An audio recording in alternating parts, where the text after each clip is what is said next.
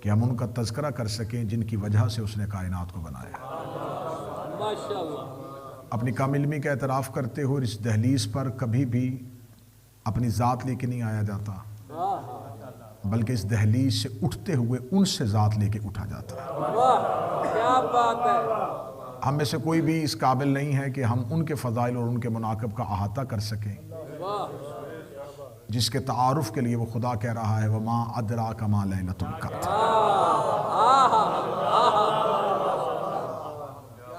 ہم مسلسل ایام فاطمیہ کی مجالس میں سفر کر رہے ہیں، تاریخ کے آئینے میں ان تمام چہروں کو بہتر طریقے سے دیکھنے کی کوشش کر رہے ہیں جس کو ہر دور کی ملوکیت نے ہمارے سامنے معزز بنا کے پیش کیا۔ روزانہ کی بنیاد پہ تاریخ کا سفر کرتے ہوئے ہم اس موڑ پہ پہنچے کہ رسالت مآب کے دنیا سے جانے کے بعد ایک نیا دین، ایک نیا نظام، ایک نئی فکر، ایک نیا شعور زمانے کے سامنے رکھا گیا اور ایک فیبریکیٹڈ نظام کو اسلام کہا گیا، ایک خود ساختہ بنائے ہوئے سسٹم کو اسلام کا نام دیا گیا۔ لیکن یہ نفوس قدسیہ زمانے میں موجود تھے جو اللہ سے وعدہ کر کے آئے تھے کہ ہم تیرے ذکر کو بلند کریں گے اور تو ہمارے ذکر کو بلند کرے گا۔ میں پہلی مجلس میں کہا تھا کہ جناب سیدہ کو اللہ نے جو زمین پر اتارا تو شہزادی کے ذمے اللہ نے کام بھی بہت اہم لگایا ہوا تھا۔ میں اکثر مجالس میں کہتا ہوں کہ یہ ہمارے ممبر کی علمی غربت کہوں یا ہماری آگہی اور ہمارے شعور کا نقص کہوں کہ ہم نے اپنے بچوں کو ایک چکی چلانے والی عورت کا تعارف زہرا کے طور پہ کروایا،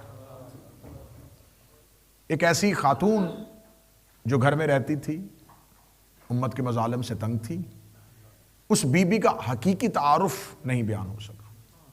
میں ایک ہی لفظ کہوں گا، ایک ہی جملہ کہوں گا اور اسی پہ مجھے ہم عقیدہ چہروں کی زیارت ہو جائے گی۔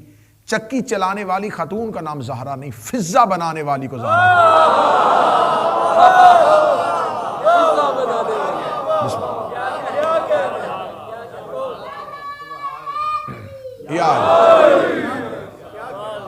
جس کی صرف دل میں تمنا ہو اور اللہ عباس کو وجود عطا کر دے۔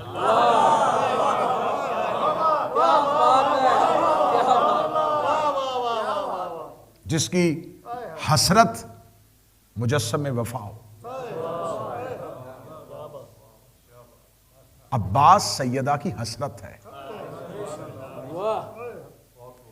جناب سیدہ کے فضائل اور جناب سیدہ کے ذمے وہ کون سا الہی ایک منصب، الہی وہ عہدہ تھا جس کے تحت سیدہ زمین پر اتاری گئی تھی۔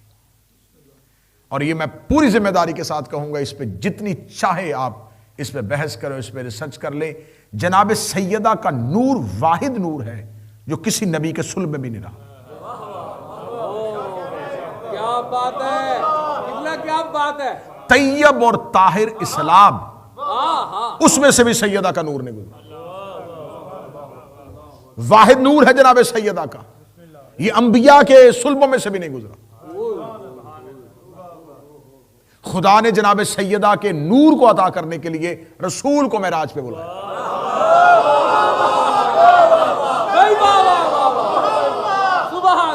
رسول معراج پہ گئے ہیں صرف جناب سیدہ کے نور کو وصول کرنے کے لیے۔ اور احادیث کی کتابیں، میں کتابوں کی صورت میں یہاں پر موجود ہوں، کتابیں لے کے آیا ہوں کہ جس کے اندر معصومین کی یہ حدیث موجود ہے۔ معصوم فرماتے ہیں کہ اللہ نے ہماری جدہ کو اپنی عظمت سے خلق کیا تھا۔ اگر اللہ کی مکمل عظمت دیکھنی ہو، اس کی تعظیم دیکھنی ہو، اب یہ لفظ معصوم کے ہیں کہ اللہ نے اپنے نور عظمت کے ساتھ ہماری جدہ سیدہ کو خلق کیا تھا۔ اللہ کی عظمت کے نور سے سیدہ خلق ہوئی تھی۔ عظمت، تعظیم، عزت ایک ہی قبیلے کے الفاظ ہیں۔ معصوم فرماتے ہیں اللہ نے اپنے عظمت کے ساتھ فاطمہ کو خلق کیا اور عظمت سے تعظیم نکلا ہے۔ اب جب اللہ نے نور سیدہ کو نور عظمت سے خلق کیا تھا تو اب ذہن میں اس واقعے کو یاد رکھ کے پڑھنا کہ جب سیدہ مسجد میں آتی تھی، رسول جب تعظیم کے لیے کھڑے ہو جاتے تھے تو یہ باپ بیٹی کی تعظیم کے لیے نہیں کھڑا ہو رہا، نبی پروردگار کی عزت کے لیے کھڑا ہو رہا۔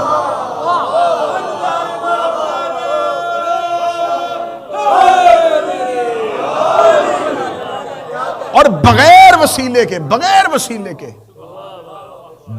وسیلے کے خدا نے نور سیدہ مصطفیٰ پہ منتقل کیا.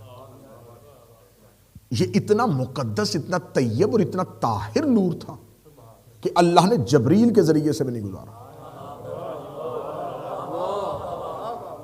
جس کا نور دینے کے لیے اللہ کسی معصوم کا وسیلہ بھی قبول نہ کرے. اور جب نبی کو زہرا کو دیا ہے تو خدا نے فوراً کہا اِنَّا آتَيْنَا، ہم نے تمہیں عطا کی.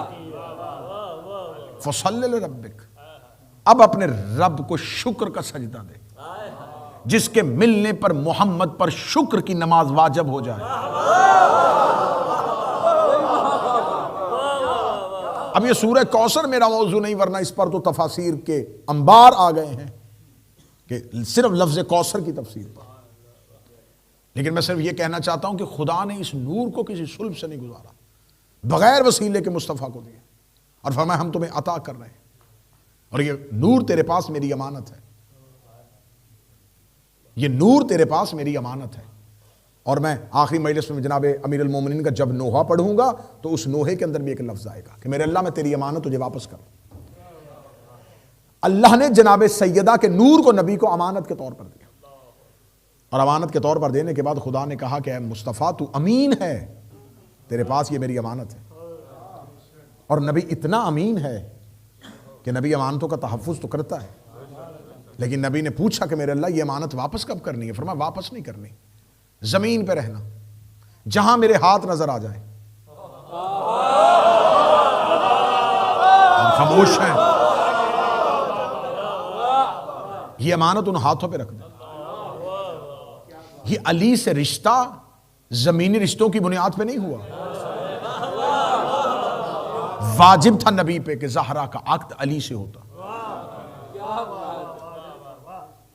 فرمایا اگر علی نہ ہوتے تو فاطمہ کا کوئی کف نہ ہوتا، وہ بھی کفن عہد رہتا اور یہ بھی کفن عہد.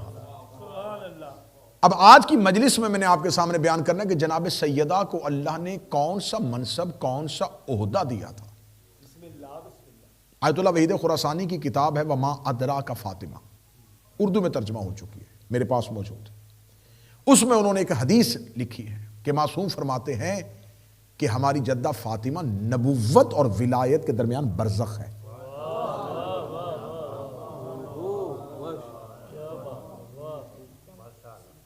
جناب سیدہ نبوت اور امامت کے درمیان برزخ ہے، حد فاصل ہے. جو نبوت اور امامت کے درمیان مختصراً عرصے کے لیے، کیونکہ غدیر پر مولا امیر المومنین کی ولایت کا اعلان ہو چکا ہے، اب نبوت اور ولایت کے درمیان ایک تحفظ چاہیے، ایک حصار چاہیے، جس کی عملی تصویر رسول نے مباہلہ میں دکھائی. جب رسول مباہلہ کے لیے گھر سے چلے ہیں تو رسول کے چلنے کی ترتیب کیا تھی؟ آگے نبی تھے، پیچھے سیدہ تھی، اس سے پیچھے علی تھی. نبوت اور امامت کے درمیان جو فصیل بن کے چل رہی تھی. اب اس بی بی کا یہی تعارف ہے کہ اس نے نبی کے بعد ولایت کا تحفظ کرنا ہے. واہ کیا بات. میں نے کل آپ کے سامنے یہ بیان کیا کہ جب نبی کے جانے کے بعد مسلسل دین میں تبدیلیاں ہو گئیں، احادیث کو بیان کرنے پر پابندی لگ گئی، اور وہ جو یوم صحیفہ، وہ جو ایک ایگریمنٹ سائن ہوا تھا جس کی بنیادی شرطوں میں سے شرط تھی اقتصادی طور پر علی کو کمزور کریں گے، معاشی طور پر علی کو کمزور کریں گے، افرادی طور پر علی کو کمزور کریں گے، اور خم غدیر سے لے کے شہادت رسول کے درمیان یہ جو 70 دن ہیں، ان 70 دن میں مدینہ کے اندر میٹنگز ہوتی رہیں، لوگوں کو لالچ دیے گئے، انہیں بیت المال، انہیں خزانے، انہیں درہم و دینار، انہیں بہت بڑی بڑی نوکریاں، بڑے اعلیٰ اعلیٰ عہدے، یہ سارے لالچ دے دیے گئے کہ اگر تم ہمارے نظام کا حصہ بن جاؤ گے تو ہم تمہیں اس سے نوازیں گے، تاکہ علی کو افرادی طور پر تنہا کر دیا جائے. اب امیر المومنین کو جب یہ افرادی طور پر تنہا کر رہے تھے، ان کے وہم و گمان میں بھی نہیں تھا کہ علی کے حق میں زہرا کی صورت میں ایک مضبوط آواز اٹھے گی. انہیں نہیں پتا تھا کہ امیر المومنین کے حق کے لیے، احتجاج کے لیے یا بنی ہاشم میں سے کچھ آئیں گے، یہ سلمان، ابو ذر و مقداد و عمار آئیں گے۔ اب ہم نے ان کی طاقت کا جواب کیسے دینا؟ ان کے پاس، ان کے وہم میں بھی نہیں تھا کہ علی کے پاس زہرا جیسی آواز موجود ہے جو ان کے نظام کو ہمیشہ کے لیے مفلوج کر دے گی۔ اب یہاں پر جناب سیدہ کا ہم حق پڑھتے ہیں ممبر پر، جسے حق سیدہ کہا جاتا ہے۔ اس کے لیے میں نے بہت ڈیٹیل میں اس کے اوپر پوری مجالس پڑھ دی ہیں فدق کے عنوان سے۔ ایک بات ذہن میں رکھیے گا کہ جناب سیدہ کے پاس یہ جو تھا، یہ جاگیر فدق تھی، باغ فدق نہیں تھا۔ یہ لفظ باغ فدق شیعہ لٹریچر کا لفظ نہیں، باغ ویسے بھی عربی کا لفظ ہی نہیں، یہ فارسی کا لفظ ہے۔ یہ لفظ جان بوجھ کے ڈالا گیا لٹریچر میں تاکہ اس کی اہمیت کو کم کیا جائے۔ جب باغ ذہن میں آئے گا تو کتنی مالیت ہوگی، چھوٹا سا باغ ہوگا، 11 کھجوریں تھی، 14 کھجوریں تھی، 30 کھجوریں تھی۔ آئیں ہم آپ کو بتائیں کہ فدق اصل میں کیا تھا۔ صرف فدق ہی نہیں، جناب سیدہ کے پاس فدق جتنی 7 جگیریں اور بھی تھیں،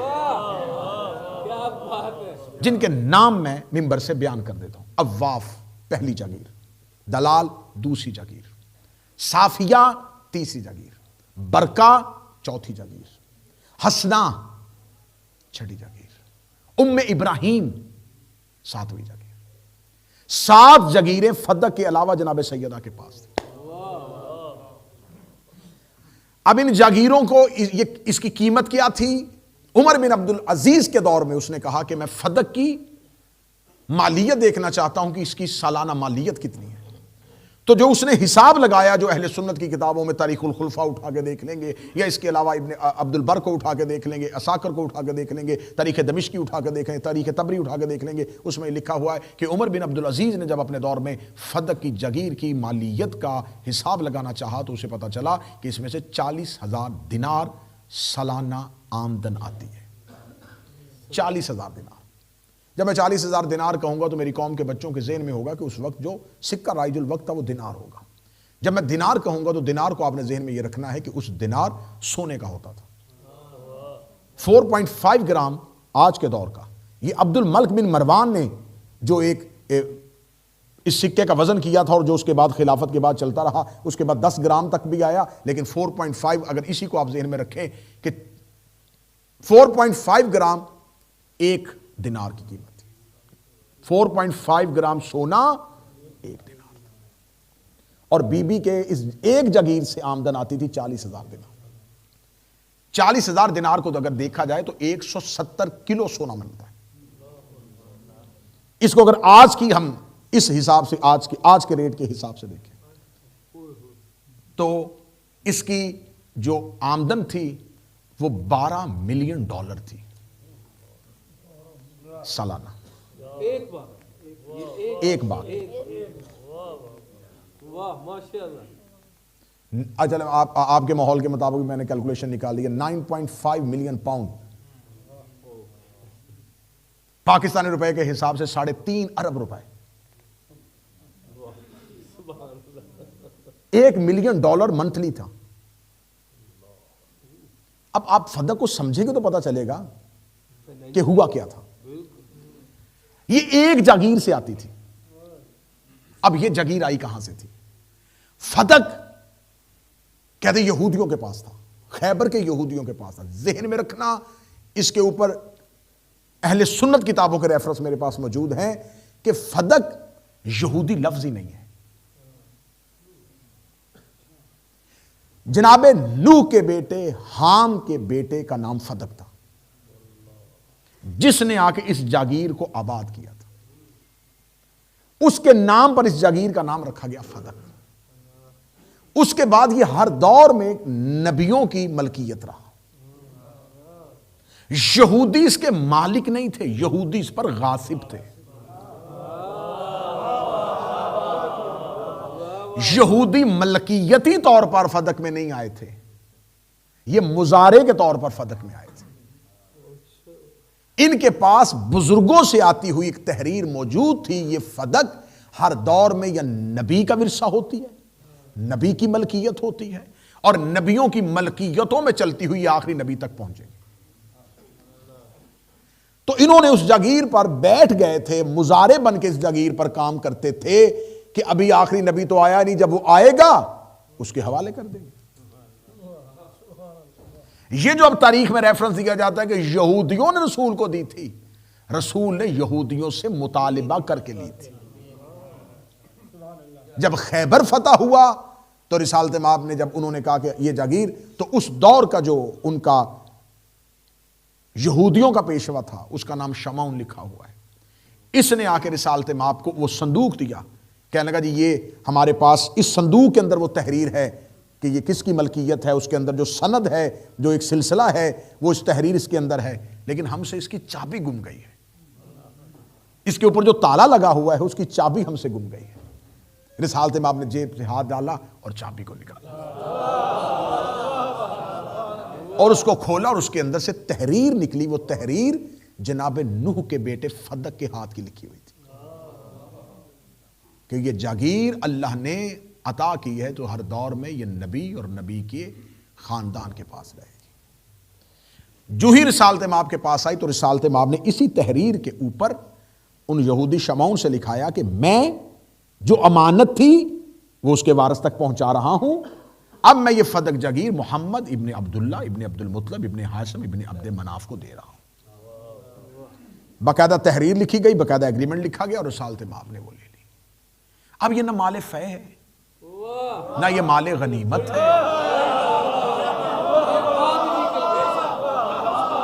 اس میں ایسا تو کچھ بھی نہیں ہوا کیونکہ یہ تو نبیوں کی جاگیر تھی نا۔ اب جب تک فدق کا بیک گراؤنڈ سمجھ میں نہیں آئے گا تو پھر اس کا جغرافیائی حصہ، اس کا تاریخی حصہ اگر اس سمجھ میں نہیں آئے گا تو بچے سمجھیں گے کہ بس ایک پراپرٹی کا معاملہ تھا، محض ایک پراپرٹی تھی۔ نہیں، رسالت مآب جب وہ تحریر لے کے آ گئے اور وہ جاگیر رسول کے پاس تصرف میں آ گئی تو فوراً جبریل امین قرآن کی آیت لے کے آ گئے، بسم اللہ الرحمن الرحیم وآت ذی القربی حقہ۔ یہاں پر اللہ نے لفظ دیا ہے کہ میرا حبیب قربا کو ان کا حق دے دو، قربا کو، کاف رے با یہ اوپر کھڑی زبر، قربا، وآتا ذل قربا حقہ، قربا کو ان کا حق دے دے۔ عربی زبان سمجھنے والے بیٹھے ہوں یا عربی زبان سمجھنے والوں سے پوچھ لینا، قربا واحد مونس کا صیغہ ہے، اکبر ایک بڑا مرد، کبرا ایک بڑی عورت، اصغر ایک چھوٹا مرد، صغرا ایک چھوٹی عورت، قربا ایک قریبی عورت۔ اگر بیٹیاں 4 ہوتی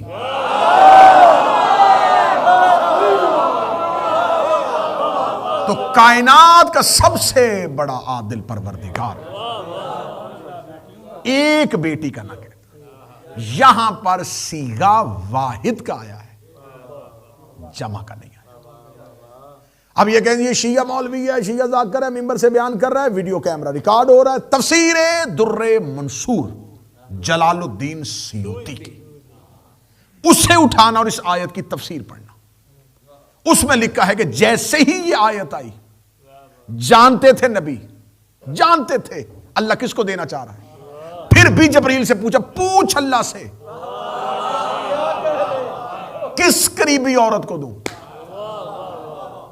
کیونکہ اگر لفظ قربائی اللہ نے استعمال کیا ہے تو گھر کے اندر دعوے دار بہت نکل آئیں گے، بیوی بھی قریبی عورت ہوتی ہے، تو یہ مجھے بتاؤ کس کو دینا ہے۔ میں تفسیر در منصور کا حوالہ دے رہا ہوں، تفسیر روح المعانی کا حوالہ دے رہا ہوں، اہل سنت تفسیر کا حوالہ دے رہا ہوں، البدایہ والنہایہ بھی اٹھا کے دیکھ لینا، اس میں بھی یہی لکھا ہوا ہے۔ جیسے ہی نبی نے جبرائیل امین سے پوچھا، گیا فرشتہ واپس پلٹ کے آ گیا، اس نے کہا اللہ کہہ رہا ہے فاطمہ کو اس کا حق دے دو۔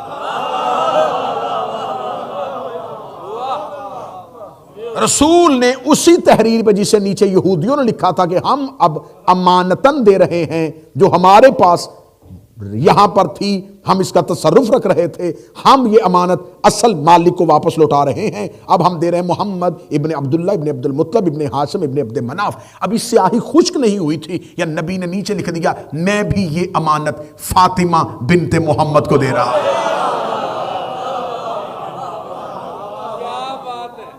یہ تحریر جو فدق جناب نوح کے پوتے سے شروع ہوئی تھی، سیدہ پہ آ کے ختم. یہی وہ تحریر تھی جو بی بی دربار میں لے کے آئی تھی. تو اب ذہن میں رکھنا صرف سیدہ کی تحریر نہیں پھاڑی گئی، انبیاء کی لکھی ہوئی تحریر پھاڑی گئی.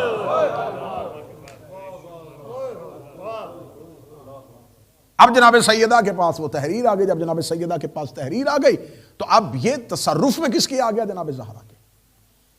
مولا امیر المومنین سے کسی شخص نے پوچھا تھا کہ مولا اگر ہم نے دیکھنا ہو کہ اچھا حکمران کون سا ہے اور برا حکمران کون سا ہے تو نشانی. فرمایا اگر حکومت ملنے سے پہلے بھی ویسے ہی زندگی گزارتا ہو اور حکومت ملنے کے بعد بھی ویسے گزارتا، سمجھ لینا اچھا حکمران ہے. اگر حکومت ملنے سے پہلے زندگی اور ہو، حکومت ملنے کے بعد طرز زندگی اور ہو، سمجھنا حکمران غلط ہے. جب سیدہ کے پاس یہ جگیر آئی تب بھی سیدہ کے گھر میں فاقے ہو رہے تھے، کیونکہ جتنا مال آتا تھا وہ تقسیم ہو جاتا تھا. اہل بیت تو اپنے گھر میں رکھتے نہیں تھے. صحیح بخاری اٹھا کے دیکھو، صحیح بخاری میں لکھا ہوا ہے کہ جب خیبر فتح ہوا تو خیبر سے اتنا مال ملا تھا، ایک ایک کنتار سونا ایک ایک مجاہد کو ملا تھا. میں نے لفظ مجاہد استعمال کر دیا ہے، مجھے معاف کیجیے، ورنہ 39 دن کوئی مجاہد آگے نہیں گیا.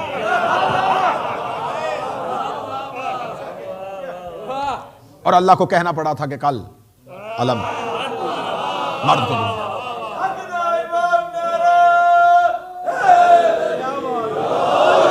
اور جب رسول نے خیبر کے مال کو تقسیم کیا تھا تو رسول نے ایک حصہ لوگوں کو دے رہے تھے، علی کو 2 دے رہے تھے، ایک ادھر دے رہے تھے 2 دے رہے تھے، ایک ادھر دے رہے تھے 2 دے رہے تھے. تو کسی نے اعتراض کر دیا یا رسول اللہ آپ بھائی سمجھ کے، رشتہ دار سمجھ کے آپ نے تفریق کر دی. فرمایا رشتہ دار سمجھ کے نہیں کر رہا، اللہ کے عدل اور انصاف کے اندر یہ ہے مرد کا حصہ عورت سے دگنا ہوتا ہے.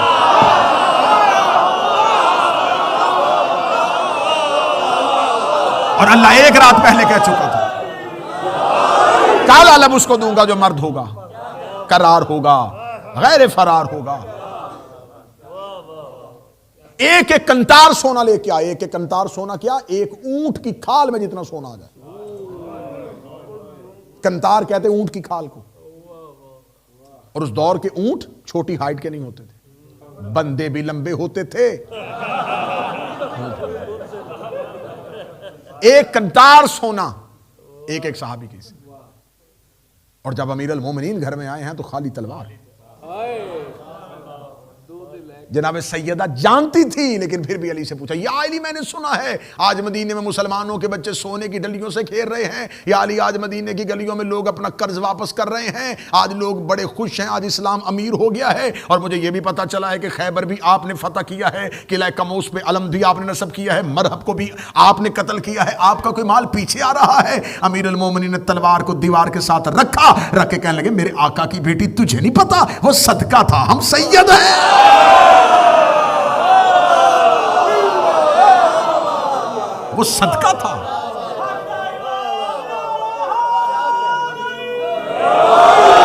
وہ صدقہ تھا. ہم سید. ستم تو یہی ہے کہ بندے صدقہ بھی کھاتے رہے اور سید بھی کہلواتے رہے. سادات نظر گردش حالات ہو گئے، حالات جن کے بدلے وہ سادات ہو گئے.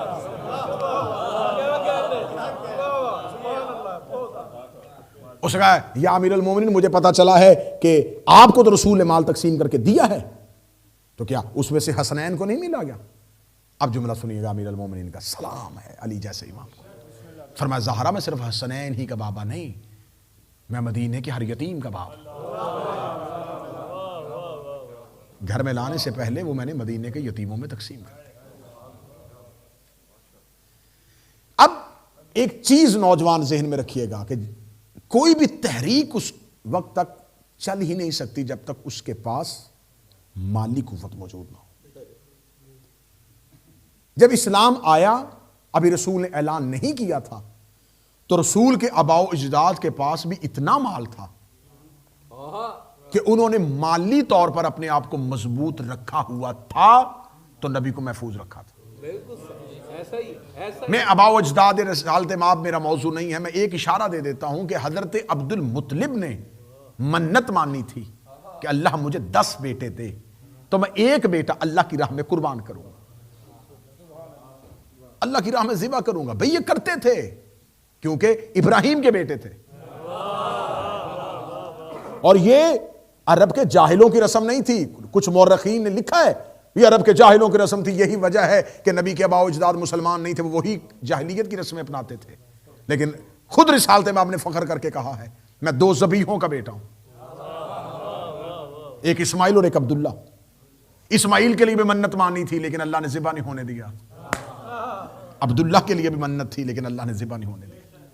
حضرت عبد المطلب نے منت مانی, اللہ نے 10 بیٹے دیے, قرہ نکالا, بار بار حضرت عبداللہ کے نام پہ نکل رہے. ابھی اسلام نہیں آیا, ابھی نبی کے باپ دنیا میں آئے, ابھی نبی کے والد دنیا میں آئے, ابھی اسلام کہاں سے آیا. اور حضرت عبد المطلب جب بار بار قرہ نکال رہے, قرہ حضرت عبداللہ کا نکل رہا ہے, تو حضرت عبد المطلب نے اس پہ فال لی کہ کیا کروں. تو فال یہ آئی کہ اگر عبداللہ کو بچانا چاہتے ہیں تو ایک قرہ عبداللہ کا 10 اونٹ, عبداللہ 20 اونٹ, پھر عبداللہ کے نام کا 30 اونٹ, پھر عبداللہ کے نام کا 40, پھر عبداللہ کے نام کا. جب 100 اونٹوں پہ پہنچی تو 100 اونٹوں والی فال نکل آئی.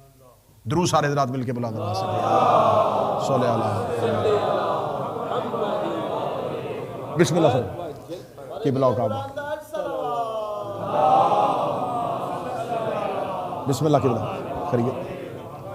واجب الاحترام قابل سعادت احترام قبلہ عاصم جعفری صاحب تشریف فرما ہوئے. اب 100 اونٹوں پہ آ کے جب 100 اونٹوں پہ آیا تو حضرت عبد المطلب نے 100 اونٹ حضرت عبداللہ کی رستے پہ حضرت عبداللہ کو بچانے کے لیے قربانی دی. 100 اونٹ. اسلام نہیں آیا اور آج تک اسلام کے اندر عبد المطلب کی وہ دی ہوئی سنت زندہ ہے. ایک بندے کا خون بہا, اس کی اگر دیت دینا چاہتے ہو تو وہ 100 اونٹ ہے.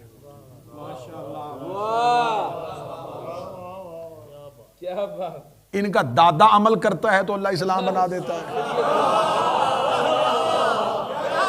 اور چچا نکاح کے خطبے میں الحمدللہ کہتا ہے اللہ سورت بھیج دیتا ہے. تو جو 100 اونٹ دے رہا ہو, پھر اس میں حضرت ابو طالب کی قربانیاں دیکھنا, خانہ کعبہ کی متولیت, سکائے حرم, خانہ کعبہ کے حاجیوں کو کھانا کھلانا, پانی پلانا, یہ سارے انتظام کرنا. اس کا مطلب ہے اتنا مال تھا, اتنی دولت تھی تو عرب کے اتنے قبیلوں میں سر اٹھا کے کھڑے تھے. اب اس کا مطلب جو آباء و اجداد کے پاس دولت تھی وہ اسلام کے اعلان سے پہلے حفاظت رسول میں قربان کر دی. ساری دولت رسول کی حفاظت میں لگا دی. 40 دن 40 کافروں کو دعوت العشیرہ پہ اہتمام کرنا, پھر نبی کو بچانے کے انتظامات, پھر سارے بندوبست, یہ ساری چیزیں قربان. اس کا مطلب جو آباء و اجداد کے پاس دنیاوی دولت تھی وہ تحفظ رسالت میں لگ گئی. پھر اللہ نے جناب خدیجہ کی صورت میں اسلام کو دولت دی, وہ تبلیغ رسالت میں لگ گئی. اس بی بی نے اپنی ساری دولت تبلیغ رسالت میں لگا دی. اب اس کا مطلب ہے کہ اسلام آنے سے پہلے بھی نبی کے گھر سے دولت لگی, جب اسلام آ گیا پھر اس کے تحفظ کے لیے, اس کے اعلان کے لیے, اس کی تبلیغ کے لیے پھر نبی کے گھر سے دولت لگی. تو اب اس کا مطلب اب نبی مدینہ آ چکے ہیں, اب جغرافیائی طور پر اس دور میں آئے, اب نبی مدینہ آ چکے ہیں, یہاں پر ایک نئی ریاست کی تشکیل ہو چکی ہے. اب یہاں سے ریاست کی ابتدا ہونی ہے. اب یہاں پر اسلام کو دولت چاہیے جو خرچ کی جائے, جس کے ذریعے سے اسلام کا بول بالا ہو, تبلیغ چل سکے. اب اللہ نے مدینے پہنچتے ہی رسول کو یہ فتح والی جاگیر عطا کر دی. اب اس کے ذریعے سے اسلام کو پالا جا رہا ہے. اب جتنا ریونیو اسلام کے پاس ہے وہ فتح سے آ رہا ہے. جب انہوں نے غدیر کے بعد یوم صحیفہ میں صحیفہ لکھا تو اس وقت یہ طے پا گیا تھا کہ علی کو معاشی طور پر کمزور کرنے کے لیے سب سے پہلا کام یہ کرنا پڑے گا کہ فدق اہل بیت سے واپس لینا پڑے گا, کیونکہ اگر یہ ان کے پاس رہا تو ہم ان کو معاشی طور پر, اقتصادی طور پر کمزور نہیں کر سکتے. کسی اور کا مال تو یہ کھائیں گے نہیں, یہ کسی کا حق کھاتے نہیں, ان کے پاس یہی ہے یہ ہم لے لیں گے. جب ان کے پاس دینے کوئی کچھ نہیں ہوگا تو پھر لوگ ان کی بیعت کیوں کریں گے؟ لوگ ان کے پاس آئیں گے کیوں؟ یہ اپنی حکومت کا اعلان کیسے کر سکیں گے؟ یہ مکمل ایک سازش تھی جس کے تحت رسول کے جانے کے بعد فدق کو کنٹرول میں لے لیا گیا. کنٹرول میں لینے کے بعد اس سے اگلا ظلم یہ ہوا کہ جب پہلا خلیفہ تخت پہ بیٹھ گیا اور شام کے رستے سے ابو سفیان واپس پلٹ آیا اور اس نے واپس پلٹ کے آگے سب سے پہلا سازش یہ کی کہ میں علی کو گھر سے نکالتا ہوں. علی گھر سے نکلے گا, میں علی کو کہوں گا ہم تیرے ساتھ چلتے ہیں, ہم رستے میں بالکل ویسا ہی دھوکہ دیں گے جیسا کہ اس کے آگے سفین میں ہونا ہے. ہم علی کو دھوکہ دے دیں گے, مدینہ میں علی کا قتل ہو جائے گا, یہیں پر یہ بات ختم ہو جائے گی. سیدھا گیا امیر المومنین کے پاس حضرت عباس ابن عبد المطلب کو لے کے, اے علی اٹھیے, اپنے حق کے لیے آواز اٹھائیے, میں آپ کے ساتھ چلتا ہوں. مولانا مودودی نے لکھ دیا یہ جملے, اہل سنت کی تاریخوں میں یہ جملے آ گئے ہیں. مسجد میں ریت پہ بیٹھے ہوئے علی سے جب آ کے اس نے کہا علی اٹھ, اپنے حق کے لیے صرف آواز اٹھا. صرف آپ نے مسجد میں جا کے یہ کہنا ہے خلافت میرا حق ہے. آپ نے نیام سے تلوار نہیں کھینچنی, آپ نے صرف منہ سے کہنا ہے کہ خلافت میرا علی کا حق ہے, تلوار بھی میری, میں مدینے کی گلیوں کو سواروں اور پیادوں سے بھر دوں گا, میں آپ کو آپ کا حق واپس لے کے دوں گا. امیر المومنین نے زمین سے نگاہیں اٹھائیں, اٹھا کر تو کب سے مسلمان ہو گیا؟ تیرا اسلام کے ساتھ کیا تعلق؟ تو اسلام کا ہمدرد کب سے ہو گیا؟ اور اگلا جملہ امیر المومنین کا, امیر المومنین فرماتے ہیں جو پانی تو مجھے پلانا چاہتا ہے وہ گندلا ہے, جو لقمہ تو مجھے کھلانا چاہتا ہے وہ لقمہ علی کے حلق سے نیچے نہیں اترے, جا کسی اور کو اپنا شکار کر. وہاں سے نکل کے جب دربار خلافت میں آیا اس نے کہا تم بیٹھ گئے ہو تخت پہ, کہاں تھے عرب کے بڑے قبیلے؟ چھوٹے قبیلوں میں خلافت چلی گئی. فوراً دوسرے نے پیچھے سے آواز دے گی سردار آپ ہی کا تو انتظار کر رہے تھے, آئیے, یہ تاریخ پڑھ رہا ہوں, آئیے یہ لیجئے بیت المال آج کے آپ کے تصرف. بنی امیہ اسلام کے معاشی امور کے نگران بن گئے. اب یہاں پر ایک نظام جو بنا لیا گیا, جو سقیفے میں بنایا گیا, اللہ اپنے نظام کا اعلان غدیر میں کر چکا تھا اور اس کا متبادل ایک نظام جو ہے وہ سقیفہ میں بنایا گیا. میں پوری دنیا تک اپنی آواز پہنچا کے یہ بتانا چاہتا ہوں, ہمیں صرف اتنا بتائیں اسلام کو نقصان غدیری اسلام نے دیا ہے یا سقیفے والے اسلام نے دیا؟ اس کی چھوٹی سی جھلک بتاؤں گا, مجھے زیادہ گہرائی میں نہیں جانا. یزید غدیر والے نظام نے دیا تھا یا سقیفہ والے نظام نے دیا؟ یہ مروان اور مروان کے بیٹے غدیر کے نظام نے دیے تھے, یہ سقیفہ کے نظام نے دیے تھے. یہ بنو عباس غدیر کے نظام کے تحت آئے تھے یا سقیفہ کے نظام کے تحت آئے؟ دو نظاموں میں سے مان لو کہ کس نظام نے اسلام کی حفاظت کی ہے. اب جو ہی جناب سیدہ کو پتا چلا تو اب جناب سیدہ جو ہیں, اب یہ نہ سمجھیے گا کہ جناب سیدہ صرف ایک کھجوروں کے باغ کے لیے دربار میں جا رہے ہیں. جناب سیدہ کا مطالبہ ہے استحقاق امیر المومنین, علی کا حق علی کو واپس دیا جائے. علی کے حق کے لیے جناب سیدہ اپنے گھر سے نکلتی ہے. اور آج جب جناب سیدہ اپنے گھر سے نکلی ہیں تو جناب سیدہ گھر والے دروازے سے مسجد میں نہیں آ رہی, بازار والے دروازے سے مسجد میں آ رہی ہیں. اور ساتھ خواتین کا ایک ہجوم اور چادر کے اندر جناب سیدہ جاتی ہیں. جناب سیدہ دربار کے اندر جاتی ہیں اور جناب سیدہ دربار کے اندر جا کے خطبہ جاری کرتی ہیں. اس خطبے کو میں کوشش کروں گا اس کے کچھ حصے جو میں کل کی مجلس میں آپ کے سامنے بیان کروں, وہ بہت ضروری ہے کہ جناب سیدہ نے دربار میں جا کے کہا کیا ہے.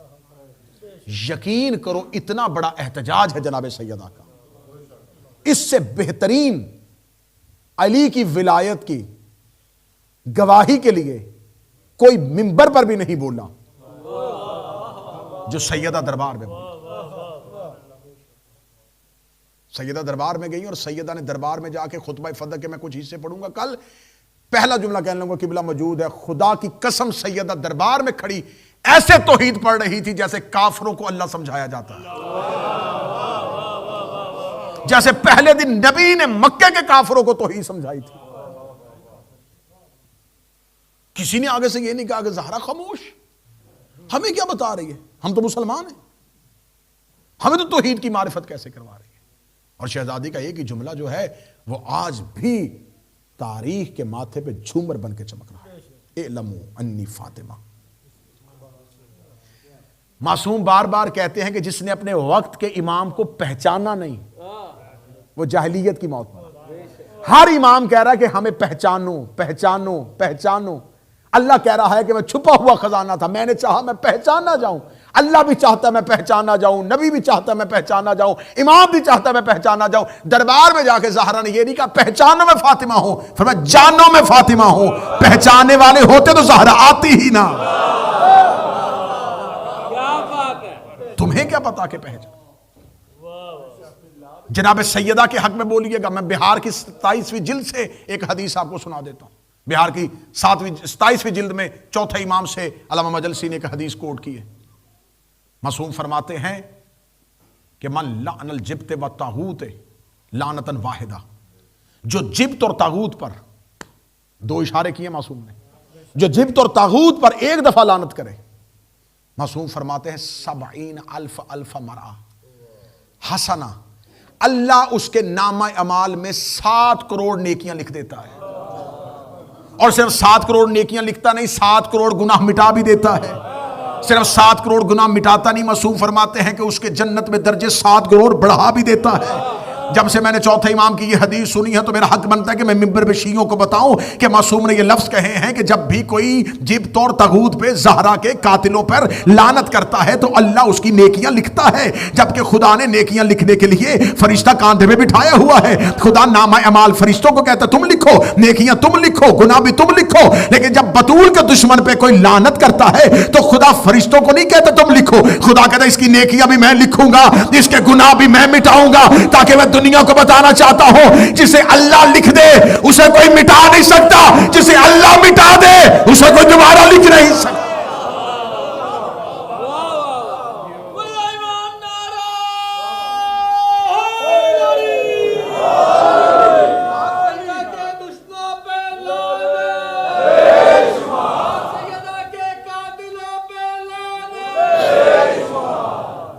جناب سیدہ دربار میں آتی ہیں اور جناب سیدہ دربار میں آ کے خطبہ ارشاد فرماتی ہیں، اور جناب سیدہ جو پہلا مطالبہ کرتی ہیں وہ پہلا مطالبہ جو ہے وہ سیدہ پہلے کہتی ہیں کہ میں آئی ہوں، 2 مطالبے ہوئے ہیں، یہ ذہن میں رکھیے گا۔ جناب سیدہ کی تحریک کے دونوں پہلوؤں کو دیکھیے گا۔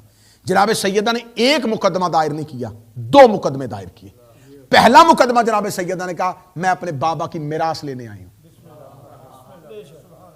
کیونکہ میں اپنے باپ کی اکلوتی بیٹی ہوں، مجھے میری میراث دو، وہ میراث جو مدینے میں میرے بابا کے پاس تھی۔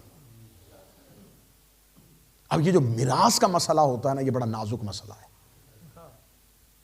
میراث کے احکامات ایسے ہیں کہ یہ بڑے نازک احکامات ہیں۔ جناب سیدہ ابھی نئی خلافت بنی اور جناب سیدہ کہتی مجھے میری میراث دو۔ سامنے سے حاکم کہتا ہے کہ زہرا کون سی میراث، نبی تو کوئی میراث نہیں چھوڑ کے جاتے۔ اتنا جملہ کہنا۔ اب جناب سیدہ کس لیے آئی ہیں؟ علی کی خلافت منوانے کے لیے، علی کا حق منوانے کے لیے۔ جناب سیدہ سے جب اس نے کہا کہ نبی تو میراث چھوڑ کے نہیں جاتے، فرمایا کیوں، تمہارے پاس کیا دلیل ہے؟ اس نے کہا میرے پاس حدیث ہے۔ اب میں نے کل آپ کے سامنے کہا تھا کہ 500 حدیثیں جلوانے والے نے، حدیث کے بیان کرنے پر پابندی لگانے والے نے، حدیث 100 سال نہ کسی کو پڑھنے دینے والوں نے زہرا کے سامنے حدیث پیش کی۔ اب سیدوں کو پتا تھا کہ انہوں نے حدیث پر پابندی لگانی ہے اور انہوں نے کہا ہے کہ قرآن کافی ہے۔ یہ حدیث پڑھتے رہے اور زہرا جواب قرآن پڑھتی رہی، اور قرآن کافی کہنے والے آگے سے لے کے آئے۔ یہ ایک حدیث ہے، من گھڑت حدیث، بنائی ہوئی حدیث۔ رسول نے کہا، بی بی نے کہا اس حدیث کا راوی کون ہے؟ یہ میرے بابا نے حدیث کس کو کہی تھی؟ کہنے لگا مجھے کہی تھی۔ یہ مناظرہ میرا نہیں ہے، سیدہ خود بول رہی ہے۔ سیدہ کہتی ہے کس کو کہی تھی یہ حدیث؟ کہتا میں نے سنی ہے، میں قسم دیتا ہوں میں نے آپ کے بابا سے سنی ہے۔ بی بی دے کے کہتی یہ حدیث میرے باپ کو مجھے کہنی چاہیے تھی، تمہیں نہیں۔ ان کی اولاد میں تھی، میرے بابا مجھے کہتے کہ فاطمہ میرے بعد مطالبہ میراث نہ کرنا، ہم نبیوں کی میراث نہیں ہوتی۔ تو میرے بابا نے یہ حدیث مجھے نہیں کہی، تمہیں کہہ دی۔ کیا میرے بابا جانتے تھے کہ تو ان کے بعد ان کے منبر پہ بیٹھے گا؟ اگر میرے بابا یہ جانتے تھے تو غدیر میں انہوں نے تیری حکومت کا اعلان کیوں نہیں کیا؟ نسخ خلافت ختم، سقیفہ کا اجتماع ختم، ایک دلیل کے ساتھ۔ بی بی نے کہا یہ حدیث مجھے کہنی چاہیے تھی، تجھے کیوں کہی؟ تجھے اس لیے کہی کہ تو بعد میں منبر پہ بیٹھے گا اور اگر میری بیٹی آ جائے تو تو آگے سے یہ حدیث پڑھ دینا۔ تو اس کا مطلب میرے بابا جانتے تھے کہ تو بیٹھے گا۔ اگر میرے بابا یہ جانتے تھے تو غدیر میں تیری حکومت کا اعلان کیوں نہیں ہوا؟ اور اگر یہ کام تم نے حکومت بنانے کا میرے بابا کے حکم سے کیا ہے تو پھر تم نے 3 دن سقیفہ میں اجتماع کیوں کیا ہے؟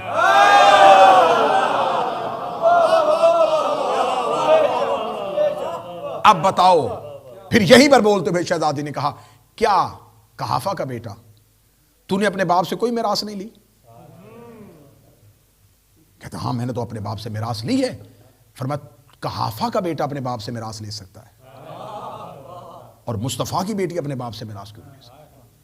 کیا اللہ نے میراث کی حدود اور نصوص تمہارے لیے اور رکھی اور ہمارے لیے اور رکھی؟ کہ اللہ نے تمہارے لیے قوانین اور بنائے اور ہمارے لیے اور بنائے؟ اب چند دن پہلے تو انہوں نے کہا تھا کہ حسبنا کتاب اللہ، اور بی بی نے آیتیں پڑھنی شروع کر دی۔ اللہ نے کس کو کس کا وارث بنایا تھا؟ بی بی آیت پہ آیت پڑھ رہی اور سامنے کھڑی ہوئی حکومت گھبرائی ہوئی۔ وہم و گمان میں بھی نہیں تھا کہ زہرا آ جائے گی، وہم و گمان میں بھی نہیں تھا کہ سیدہ آ کے خطبہ دینا شروع کر دے گی۔ جناب سیدہ قرآن کی آیت پہ آیت پڑھ رہی، آیت پہ آیت پڑھ رہی، یہ بار بار ایک ہی حدیث ریپیٹ کیا جا رہا، حدیث ہے حدیث ہے حدیث ہے۔ 40 آیتیں پڑھنے کے بعد جناب سیدہ نے کہا میں تیرے سامنے قرآن پڑھ رہی ہوں، تو جواب میں آیت کیوں نہیں پڑھ رہا؟ حدیث پڑھ رہا ہے۔ کہنے لگا جب حدیث ہو تو آیت پڑھنے کی ضرورت نہیں ہوتی۔ فرمایا یہی میرے بابا نے حجرے میں کہا تھا آؤ تمہیں حدیث لکھ دوں، اور وہ جو پیچھے کھڑا ہے اس نے کہا تھا قرآن کافی ہے۔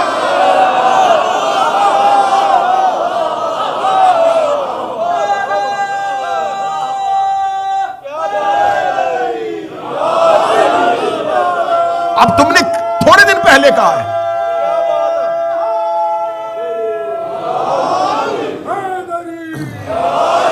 تھوڑے دن پہلے تم نے کہا ہے کہ قرآن کافی ہے، تو اب میں قرآن پڑھ رہی ہوں تو سن کیوں نہیں رہے؟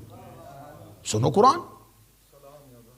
میراث پہ اتنی لمبی ڈیبیٹ کی بی بی نے، اور بی بی کا خطبہ کل میں اس کے کچھ اقتصابات پڑھوں گا کہ شہزادی نے کیا کیا راز کھولے اس خطبے میں۔ بی بی نے دیکھ کے فرمایا اچھا چل تم مجھے میراث نہیں دیتا، میں مطالبہ کرنے کے لیے میراث کا آئی ہی نہیں تھی، تم نے میری ذاتی جاگیر پہ قبضہ کیوں کیا ہے؟ فدق میراث سے زہرا نہیں ہے، حق سیدہ ہے۔ میراث تقسیم ہوتی ہے مرنے کے بعد۔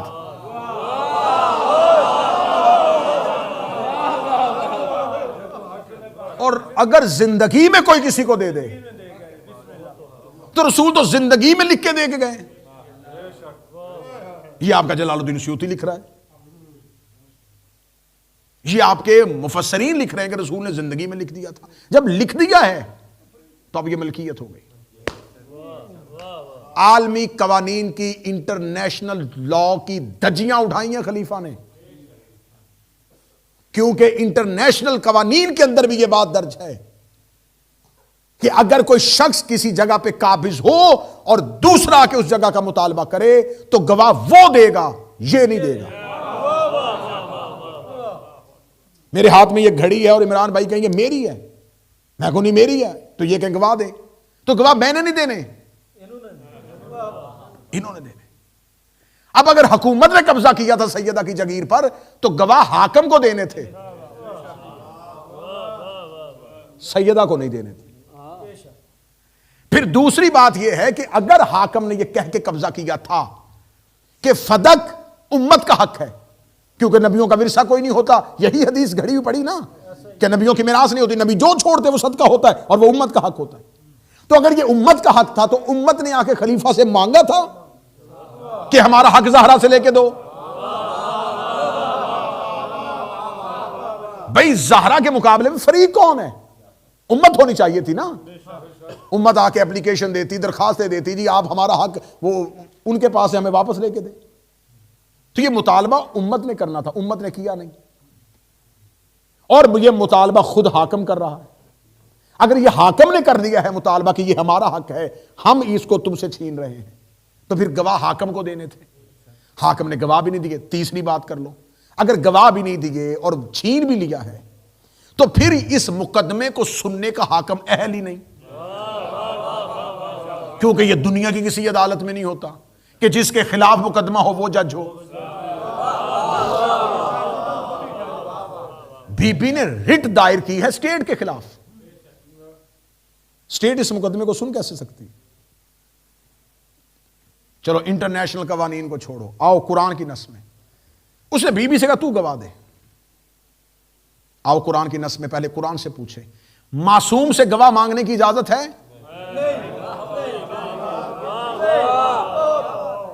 ایک مثال لا کے دو کہ نبی نے کہا کہ اللہ ہے اور کسی نے کہا گواہ دے.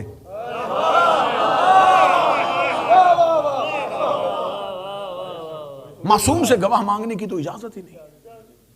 وہ ایک بڑا مشہور واقعہ ہے، مجھے اس کو پڑھ کے وقت نہیں گزارنا، جس میں ایک وہ عرابی اونٹ بیچنے کے لیے آیا تو نبی نے کہا یہ گھوڑا میں تم سے لیتا ہوں. اور نبی اپنے گھر سے پیسے لینے کے لیے گئے اور اس نے کسی کو بیچ دیا. جب وہ رسول واپس آیا فرمایا یہ گھوڑا، اس کو میں نے دے دیا. سالت امام نے کہا وہ تمہیں وعدہ کر کے گیا تھا، وہ تو میں نے خرید لیا تھا. اس نے کہا تیرے پاس کوئی اس سودے کا گواہ ہے؟ فوراً ایک صحابی آیا جناب خدای معذور شہادتین، اس نے آ کے کہا میں گواہی دیتا ہوں یہ گھوڑا رسول نے لیا تھا. اس نے رسول سے کہا کہ جب یہ تو میری گھوڑے کی قیمت پہ بات ہو رہی تھی، یہ تیرا صحابی تو تھا نہیں، یہ گواہی کیسے دے رہا ہے؟ رسالت امام نے اس کی طرف دیکھا، تو تھا ہی نہیں، تو نے کیسے گواہی دی؟ وہ صحابی نے نبی کی طرف دیکھ کے کہا آپ نے کہا اللہ ہے، میں نے گواہ مانگے؟ اگر آپ کے کہنے پہ میں نے نہ دیکھا اللہ مان لیا تو یہ بھی تو آپ ہی کہہ رہے ہیں کہ گھوڑا میں نے خریدا تھا. معصوم سے گواہ نہیں مانگا جاتا. پھر بھی مانگ لیا، چلو پھر اس غلطی کو بھی نوٹ کرو. پھر آگے سیدہ نے جو گواہ پیش کیے ان کو جھٹلایا نہیں جا سکتا، کیونکہ خدا قرآن میں کہہ چکا ہے کہ میں اللہ اپنی توحید پر خود گواہ ہوں وَأُولُو الْعِلْمِ، اور پھر وہ صاحبان علم میری توحید پر گواہ ہیں. اور معصومین نے حدیث میں کہا کہ یہ جو صاحبان علم کی بات ہو رہی اس سے مراد علی ہے، اور وہ علی جو اللہ کا گواہ ہو. قُلْ كَفَىٰ بِاللَّهِ شَهِيدًا بَيْنِي وَبَيْنَكُمْ. پھر تیری گواہی کے لیے ایک میں آؤں گا اور ایک وہ آئے گا جس کے پاس کتاب کا علم ہے. تو جو رسول کا گواہ ہو، اللہ جسے بطور گواہی کے لیے پیش کرے، رسول جسے بطور گواہی کے لیے پیش کرے، اور مباہلہ میں رسول جسے اسلام کی گواہی کے لیے پیش کرے، ان سے گواہ نہیں مانگا جا سکتا. اب گواہ انہی کو مانگ لیا. اور امیر شہزادی نے بھی گواہیاں وہی دیں جن کو جھٹلانے سے بندہ کافر ہوتا ہے.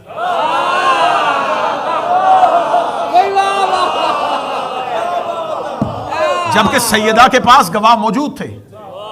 سلمان موجود تھے، بلال موجود تھے، ابو ذر موجود، یہ سارے موجود تھے. لیکن سیدہ نے امیر المومنین کو کیوں پیش کیا، حسن اور حسین کو کیوں پیش کیا؟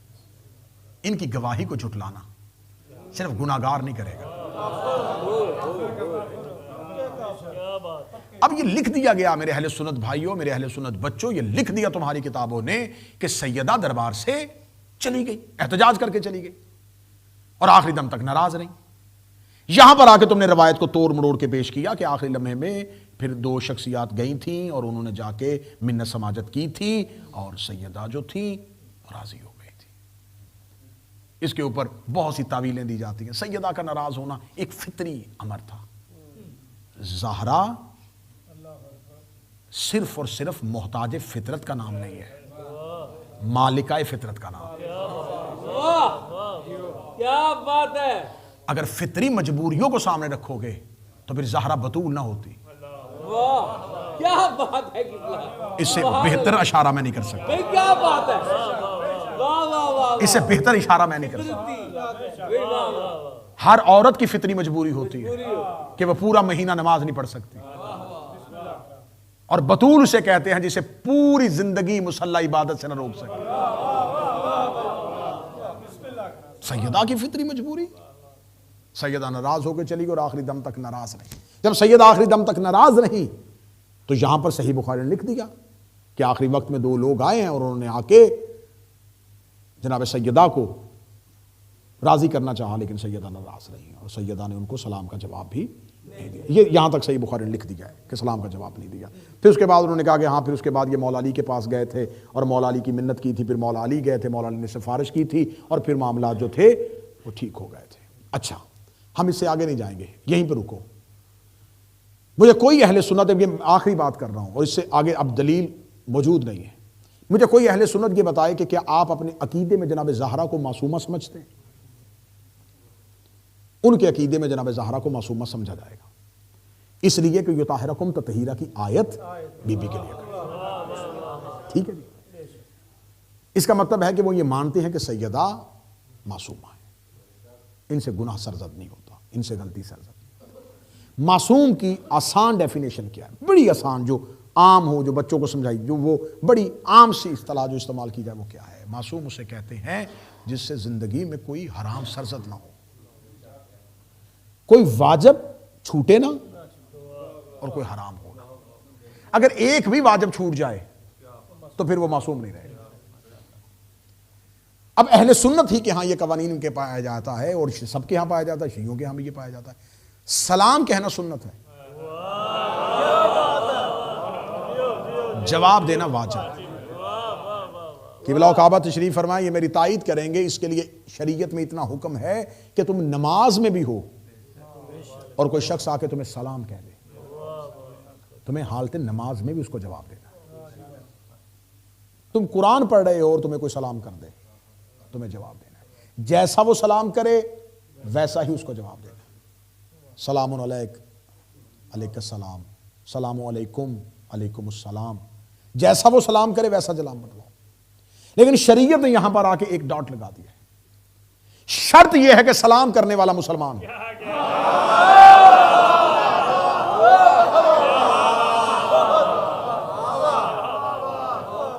کافر آپ کو بازار میں بھی سلام کرے، آپ نے اس کو جواب نہیں دینا، اس لیے کہ آپ اس کی سلامتی نہیں مان سکتے. ایسا ہی کافر کو سلام کا جواب نہیں دیا جا سکتا. اب ایک ایسی بند گلی میں لے کے آیا ہوں جس کی آگے 2 ہی گلیاں ہیں، ان میں سے کسی ایک گلی میں جانا پڑے گا. یا زہرا معصوم نہیں تھی یا بندے مسلمان نہیں تھے. اگر سیدہ معصومہ ہے تو واجب ترک نہیں ہو سکتا. اگر سیدہ معصومہ ہے تو واجب ترک نہیں ہو سکتا. اگر سیدہ نے یہ واجب نہیں تھا تو کس لیے نہیں تھا؟ اس لیے کہ مسلمان کو سلام کا جواب دیا. انکار ہو چکا ہے رسول کی رسالت کا، انکار ہو چکا ہے اللہ کی وحدانیت کا. یہ زہرا دربار سے نہیں آئی، اسلام نے منہ موڑ لیا ہے. آپ کیا سمجھتے ہیں کہ صرف ایک خاتون واپس پلٹی ہے؟ تم نے اسلام کو ناراض کر دیا. میں اس سے آگے لفظ کہنے کی تم سے اجازت چاہوں گا، اسلام نہیں، تم نے توحید کو ناراض کر دیا. یہ حدیث کے اہل سنت کتابوں میں نہیں لکھی، یا تو اپنی یہ کتابیں دریا میں بہا دو، نہ تمہاری نسلیں پڑھیں نہ انہیں حقیقت کا پتہ چلے. رسول نے فرمایا جس نے فاطمہ کو راضی کیا اس نے اللہ کو راضی کیا، جس نے فاطمہ کو ناراض کیا اس نے اللہ کو ناراض کیا. عمران بھائی حدیث یہ نہیں کہنی چاہیے تھی؟ رسول کہہ رہے جس نے اللہ کو راضی کیا اس نے فاطمہ کو راضی کیا، جس نے اللہ کو ناراض کیا اس نے فاطمہ کو ناراض. جناب فاطمہ کو اپنی رضا اور اپنی ناراضی کا معیار اللہ بنانا چاہیے تھا کہ میں اس سے راضی ہوتی ہوں جس سے اللہ راضی ہو، میں اس سے ناراض ہوتی ہوں جس سے اللہ ناراض ہو. زہرا نے معیار اللہ نہیں بنایا، اللہ نے معیار فاطمہ کو بنایا. زہرا پروردگار کے معیار کا نام ہے، سیدہ معیار پروردگار کا. میں منت کر کے جا رہا ہوں تمہارا بھائی اور بیٹا ہونے کے ساتھ، زندگی میں ہر چیز پہ سمجھوتا کر لینا، زہرا کو اکیلا نہ کرنا، سیدہ کو زندگی میں تنہا نہ کرنا. اب اپنی زندگی میں کسی ایک بندے کو ضرور بتانا کہ فاطمہ سچی تھی، بطول سچی تھی۔ میں جملے پڑھوں گا شہید ولایت، شہید راہ حق زہرا، شہید ناصر عباس کے۔ وہ ایک جملہ کہا کرتے تھے، وہ کہتے دعا کیا کرو قدر والی چیز بے قدروں کے آگے نہ جائے۔ اس سے آگے وہ مثال دیتے تھے، بک جو رہا تھا مصر کے بازار میں یوسف، کاش خریداروں میں یعقوب ہوتا، پھر بتاتا کہ یوسف کی قیمت کیا ہے۔ اس سے اگلا جملہ شیعوں کے رونے کے لیے ہے، وہ کہا کرتے تھے چلی جو گئی تھی دربار میں، کاش منبر پہ محمد ہوتے، پھر بتاتے کہ زہرا کے سوال کی قیمت کیا۔ قدر والی چیز تھی یہ بقدروں کے سامنے چلی گئی۔ تم نے ہزاروں دفعہ اس منبر سے سنا ہے، اور اہل سنت نے اپنی کتابوں میں نقل کیا ہے کہ سیدہ مسجد میں آتی تھی، کام رسول اللہ، رسول کھڑے ہو جاتے، صرف کھڑے ہوتے، اپنی جگہ پہ زہرا کو بٹھا دیتے، جتنی دیر زہرا بیٹھی رہتی۔ میں نے یہ روایت اپنی زندگی میں سینکڑوں دفعہ مختلف کتابوں میں پڑھی، اور ہزاروں دفعہ میں نے منبر سے علماء سے سنی۔ میرا ذہن رک گیا ایک سوال پہ، میں بار بار سوچتا تھا زہرا نبی کی زندگی میں مسجد میں آتی کیوں تھی؟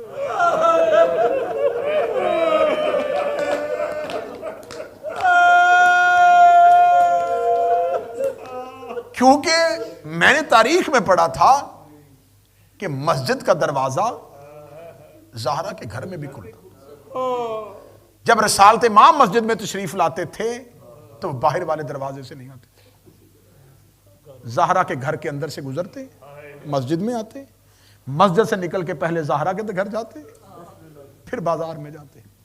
جب رسول تھوڑی دیر پہلے اسی گھر سے آئے ہیں، اگر بیٹی نے کچھ پوچھنا ہی تھا تو جب باپ گھر سے آیا تب پوچھ لیتے۔ پھر میرا ذہن مانتا نہیں تھا، میں بار بار سوچتا تھا مسجد میں تو مرد ہوتے ہیں، آخر بی بی کو کون سی مجبوری مسجد میں لاتی تھی؟ پھر مجھے اس کا جواب ملا، زہرا مجبور ہو کے مسجد میں نہیں آتی تھی، رسول زہرا کو مجبور کر کے مسجد میں بلواتے تھے۔ فاطمہ میری زندگی میں جب میرے صحابہ بیٹھے ہوں مسجد میں آیا کر، جب تم مسجد میں آئے میں تیرے احترام میں کھڑا ہوں، تجھے اپنی جگہ پہ بٹھاؤں۔ رو رو کے کہتی تھی بابا میں تیری پردہ دار بیٹی ہوں، میں جاتی بھی چادر میں ہوں آتی بھی چادر میں ہوں، مجھے بتا مجھے مسجد میں بلاتا کیوں ہے؟ فرمایا زہرا جب میرے بعد مسجد میں جائے انہیں یاد رہے زہرا کو کھڑا نہیں رکھنا۔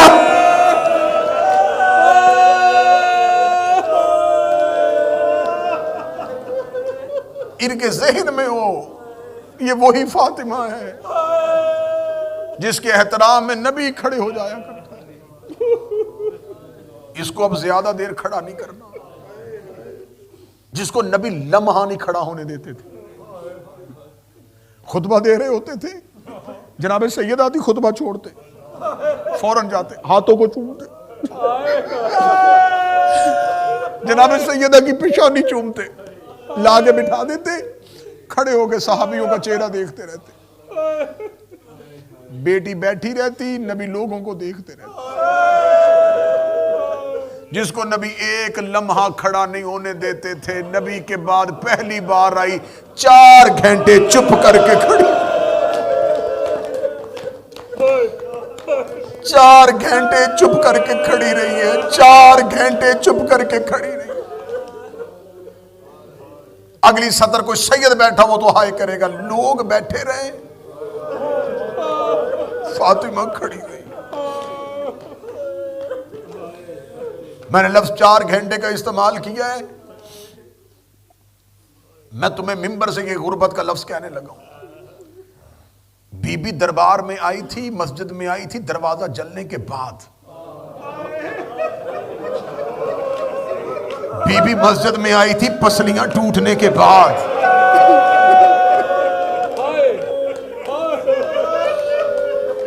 جو زخمی ہو اسے لمحہ نہیں کھڑا ہوا جاتا.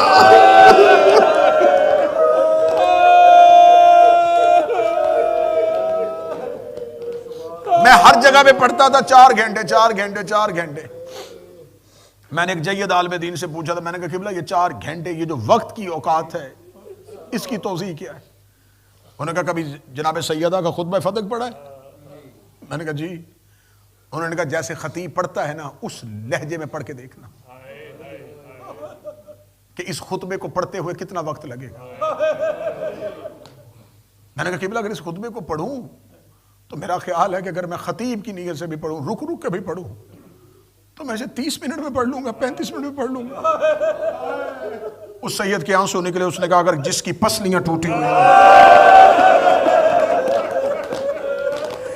جو ایک ایک لفظ کے بعد رکتی ہو, ایک ایک لفظ کے بعد رکتی ہو.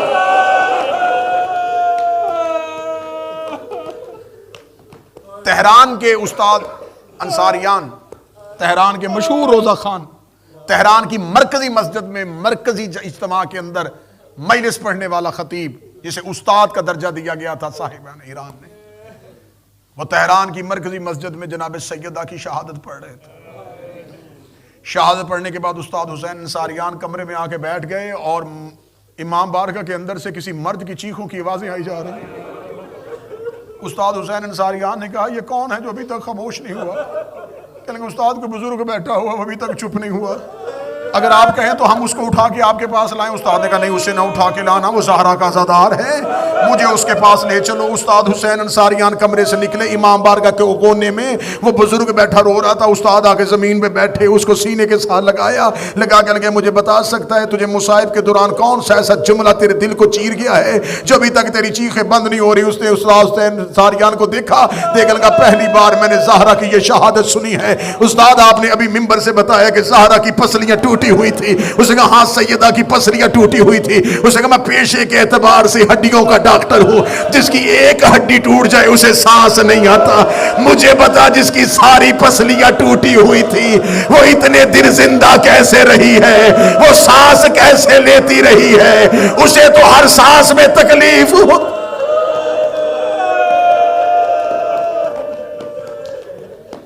اور جب انسان بولتا ہے تو زور پسلیوں کا لگتا ہے. انسان بولتا ہے ہوا سے. اب میں وہ روایت کوشش کر رہا تھا کہ میں چھپا جاؤں, کوشش کرتا رہا میں چھپا جاؤں. میں معافی مانگ کے وہ جملے آنکھیں بند کر کے پڑھنے لگا ہوں. زہرا جتنی دیر خطبہ دیتی رہی ہے, حسین اور حسن ماں کی پسلیوں پہ ہاتھ رکھے کھڑے رہے ہیں. حسین کی آواز ہے اماں تیرا خون تیز ہو رہا ہے, اماں تیرے زخموں سے لہو آ رہا ہے, اماں خاموش ہو جا, اماں خاموش ہو جا. زہرا رو کے دی حسین مجھے بولنے دے جیسے میں دربار میں بولی, تو نیزے کی نوک پہ بول.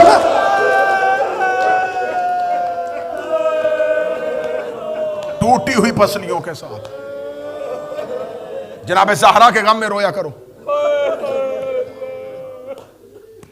اللہ نہ کرے, اللہ کرے ہم میں سے کوئی ایک شخص تھوڑا سا بھی بیمار ہو جائے نا, وہ مجلس میں نہیں آتا. اسے کو پوچھے تو کل مجلس میں نہیں آیا, وہ کہتا میری طبیعت ٹھیک نہیں تھی.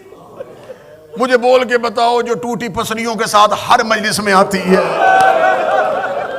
ہر مسیح میں بیٹھتی ہے, ہر تابوت پہ آتی ہے, ہر جلوس میں جاتی ہے, رو رو کے کہتی ہے سناؤ مجھے اکبر, سناؤ مجھے حسین. آج اس بی بی کا غم پڑھنے لگا. دربار میں گئی, 4 گھنٹے بولتی رہی, 4 گھنٹے مسلسل خطبہ دینے کے بعد جو میں نے اگلی روایت پڑھی ہے وہ پھر صدا سے معافی مانگ کے پڑھنے لگا ہوں. جب 4 گھنٹے خطبہ دینے کے بعد زہرا اپنے گھر کی جانب چلی ہے. کتابیں کہتی ام ایمن اور جناب اسما نے بی بی کو دونوں بازوؤں سے تھاما ہوا تھا. بی بی کے پاؤں زمین پہ خط کر رہے تھے. زہرا واپس اپنے گھر کی جانب ایسے آ رہی تھی جیسے اکبر کی لاش لے کے حسین خیمے کی جانب آئے تھے. زہرا کے پاؤں زمین پہ خط کر رہے تھے. زہرا روتی ہوئی اپنے گھر کی اندر گئی. اس حجرے حجرے میں گئی جہاں پر مصلی تھا. بی بی نے اپنے بابے کا امامہ اپنے ہاتھوں پہ رکھا, رو کے کہتی بابا معاف کر دینا, آج تیرے بعد پہلی بار مسجد میں گئی تھی بابا, لوگوں نے مجھے خالی بھیج دیا ہے بابا, لوگ مجھے خالی بھیج گئے ہیں.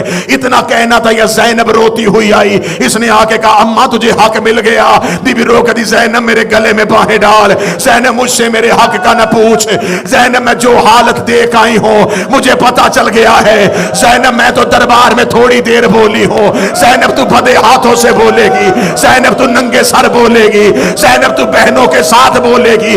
اتنا جملہ کہنا تھا, زینب نے رو کے کہا اماں حسن بھی رو رہا ہے, حسین بھی رو رہا ہے, ام ایمن بھی رو رہی ہے, فضا بھی رو رہی ہے, جو جو تیرے ساتھ مسجد میں گیا ہے سارے روتے ہوئے آئے ہیں. اماں چھوڑ دے, ہمیں کوئی حق نہیں لینا, اماں ہمیں مسلمانوں سے نہیں ملنا, مجھے صرف اتنا بتا یہ سارے رو کیوں رہے ہیں. سارا رو کے کہتی زینب مجھ سے نہ پوچھ, میرے مرنے کے بعد حسن سے پوچھ لینا. رو کہتی مر جائے گی زینب, مجھ سے انتظار نہیں ہوگا. زینب حسن کے پاس گئی, رو کہتی بتا حسن مسجد میں کیا ہوا ہے. حسن خاموش رہے. زینب روتی ہی وہاں آئی جا کربلا کا غریب بیٹھا تھا, رو کہتی میں تیرے حصے کی بہن ہوں, نہ مجھے ماں بتا رہی ہے نہ حسن بتا رہا ہے. حسین تجھے تیری ماں کا واسطہ مجھے بتا مسجد میں کیا ہوا ہے. حسین زمین پہ گرے, رو کہتے زینب 3 بار اماں کو جھوٹا کہا گیا ہے.